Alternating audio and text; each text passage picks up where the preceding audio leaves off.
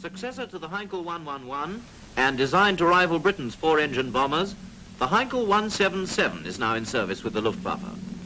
Like our newest bombers, she has four engines, not two radials as you might think.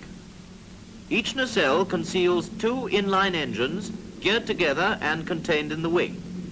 Each of these nacelles has a flat-fronted radiator. That's how you get the radial engine effect. She was primarily designed for use against shipping.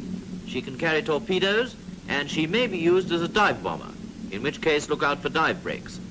She can carry a very heavy bomb load for a German, so the Heinkel 177 is something worth watching for. Now let's pick out her recognition features as she goes through a turn. Straight away, long nose and wide wingspan, 103 feet as a matter of fact. Mid-wing too, unusual for a German bomber. Yes, the length of the nose stands out, and there are the short, blunted nacelles we warned you about.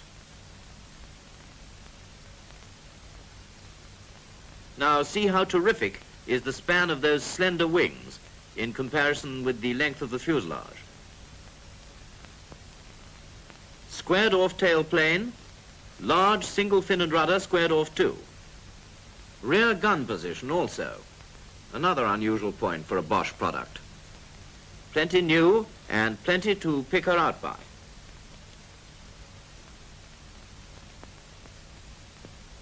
Well, after that bit of aerobatics, let's keep her still and let the artist have his fling.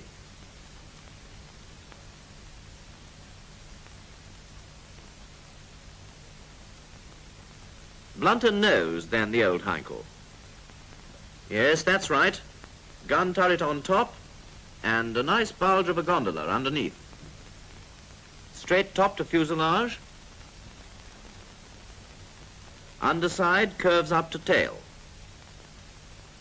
Quite a slim fuselage for a heavy bomber. Large squared off fin and rudder.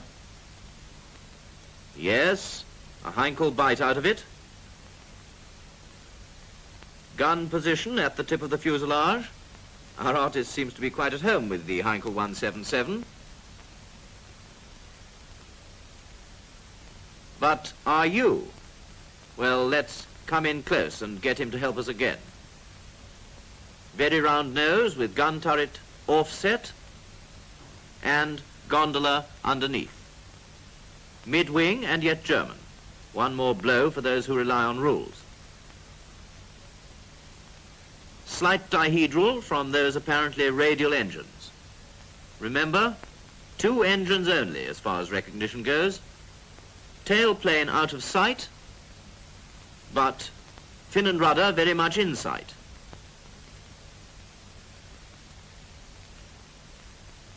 Yes, long nose, fully glazed and blunted.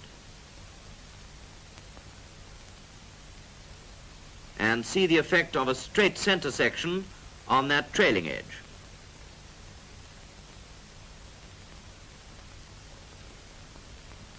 Compare the short blunted nacelles with that very long nose.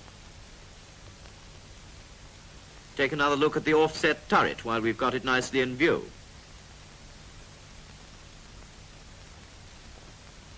Slender wings, wide in span, with rectangular center section between nacelles. Straight taper from there to rounded tips. Squared off tail plane, with definite taper to leading edge, adds one more clue. Gun position projecting well beyond the tail plane. Large squared off tail unit. Yes, that's right. The Heinkel bite. All right, Augustus, that's enough. Well, now we've got rid of the artist, let's get down to realities. See how much you can remember. From glazed nose to tip of tail, you'll find clues which make her the Heinkel 177, one of Germany's latest efforts in heavy bomber design. Mid-wing but Bosch, you remembered that, I hope.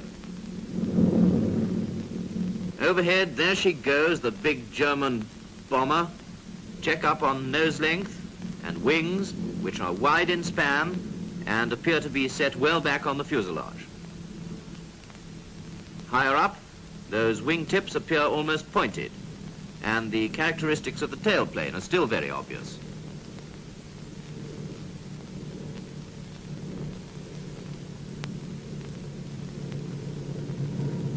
Closer inspection again shows up the gun position beyond the tailplane.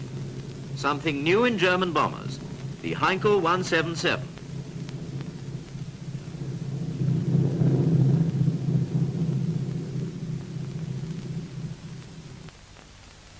So a mid-wing monoplane with blunted glazed nose, long in plan view compared to those two short phony radials, squared off fin and rudder with characteristic Heinkel bite. It's a Heinkel 177.